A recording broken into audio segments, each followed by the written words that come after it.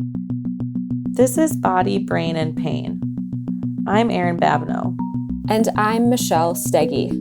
We are two doctors of physical therapy and orthopedic specialists, here to have an approachable and courageous conversation about pain and our bodies that will be forever changing and aging. This podcast is for everyone, not just medical providers. The better you understand pain, the more control you gain.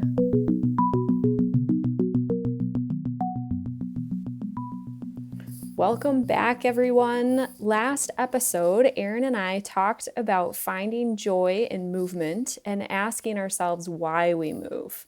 Today, we want to talk about how movement is not only important for health, acting as brain and body medication, but also for the management of stress. It is a very stressful time right now, and the holidays are here, and we're feeling a lot right now. Totally. Last time we talked about our goals for exercise and, establishing this daily routine to help us feel healthy, have social connection, give our brain and body that daily medication. But further, this helps us then manage our stress. So there's not really an end goal. It's a journey that we are forever on, but recognizing that exercise helps us manage our stress. So over time with this, consistent movement routine, a lot of times people will notice themselves being more joyful or more energetic, healthy overall, and sometimes maybe even craving some movement on a daily basis. Yes. And it's not really sexy to talk about any of this stuff because it's just a basic routine. So yeah, it is. Yeah. So movement can be an extremely powerful tool to help us manage stress. Brene Brown had a fantastic podcast with doctors Emily and Amelia Nagoski. They were talking about completing the stress cycle. And we live in a society that doesn't do this very well. And we are living continually drained. We were super excited to hear that through their research that's talked about in their book, Burnout, the top 2 ways to complete the stress cycle are exercise and breathing. It's why our body literally craves exercise at times, and we need to keep draining our stress cycle. Totally. We already talked about the joys of exercise and movement acting as daily meds for, mental health management and the research on this. And Dr. Nagoski talks about, why illness and stress are really related. Your central nervous system, she explains this so well, but has a limited bandwidth. So if you have so much noise all the time, you can be sick for a very, very long time, and your body can't even take note of what is actually going on and what it needs. It's why we've probably all been there. I know during our doctorate, we hand in a large research project we've been working on for 3 years, hand it in, and then all of a sudden we're done with it. We go on vacation, but we're sick the whole time.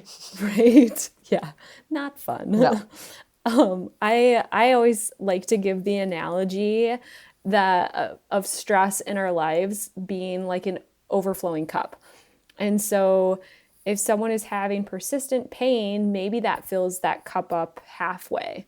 But they still feel like they're actually managing things pretty well at that point. But then you throw in this huge life stressor, so that adds to the cup. And then anxiety and disparities and a pandemic. Totally. And all of a sudden, your cup is overflowing and you are no longer managing your nervous system. Absolutely. So again, we said this, but it was so cool to see their research on the top 2 things that help us, release and downregulate this stress cycle is exercise and breath. And we think about it related to all our research on pain science and everything we've been talking about in this podcast, because we literally were like, oh my God, this makes sense. It's all related. You're down regulating your nervous system. This is amazing. So physical activity is number 1. We talked last time, any way to move is awesome. So now recognize that this also helps you complete your stress cycle. So how joyful and wonderful if we start pairing it with a way to stay socially connected as well, or get involved in your community the best we can. And number 2 was breathing. And I think we want to talk about the research on this with pain management and kind of what we see on a day-to-day basis. Yeah, not only does breathing complete your stress cycle, but we recommend it to downtrain people's nervous systems all the time and as a strategy for pain management. This is something I know Erin and I both are recommending a ton in the clinic for people, is just teaching them some breathing strategies. And it's why meditation, breathing, mindfulness are so popular right now. Yeah, we teach yoga with breathing and just a simple deep diaphragmatic breath all the time in physical therapy. And, I'm a pelvic health specialist as well. And so there's a huge relation with our breath with pelvic floor that I can talk about at a later episode. But in relation to some of the stuff that we see all the time in clinic is the management of like persistent low back pain and persistent pain. So there's this really cool study on just teaching someone how to diaphragmatic breathe. That's all the intervention we give someone. And the after assessment of their pain, after a consistent routine of some deep breathing, significantly changed. And that's all they added into their routine, which is amazing. And often Yeah, why people it is look at me like crazy. I'm crazy in clinic, where I add, a goal of 2 minutes of breathing at the end of their day or whenever Yeah, it works for them. We problem solve that together. And I literally reference a study because it's really powerful. It's actually yeah. doing the work to help manage our nervous system. I've actually had someone in clinic do some diaphragmatic breathing, and even afterwards he like sat back and he was like, "Oh wow, that really did help." Yeah, And I was like, totally. "I know. See, isn't Totally. that cool? Like you can do that anytime." Anytime. And It's and awesome. it's so wonderful. And like I said, in pelvic health, we're doing it constantly because your pelvic floor correlates with your diaphragm. Yeah. They move Yep. as like a screwdriver mechanism. And so pelvic pain, sadly, is very common. And we just do the breathing and pelvic floor relaxation, and people's pain within a session is changed.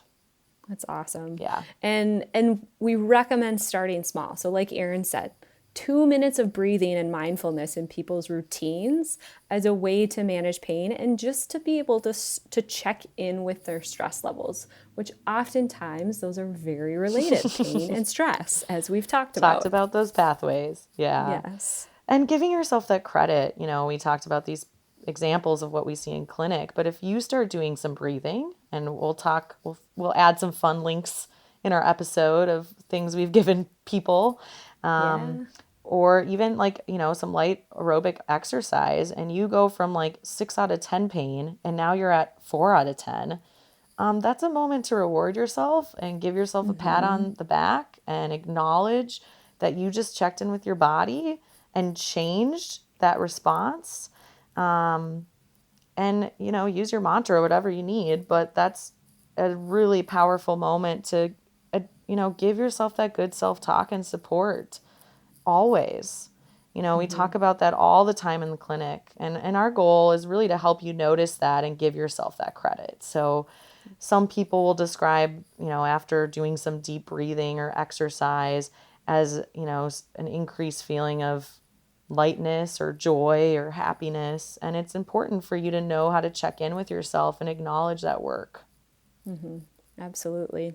So during the next episode, we'll talk more about how to check in with your body and find easy ways to create a routine that will help you feel those body changes that Erin mentioned and find a sense of self and accomplishment. So we hope you have a wonderful week, and we'll be back soon. Thanks, everyone. Keep breathing and moving.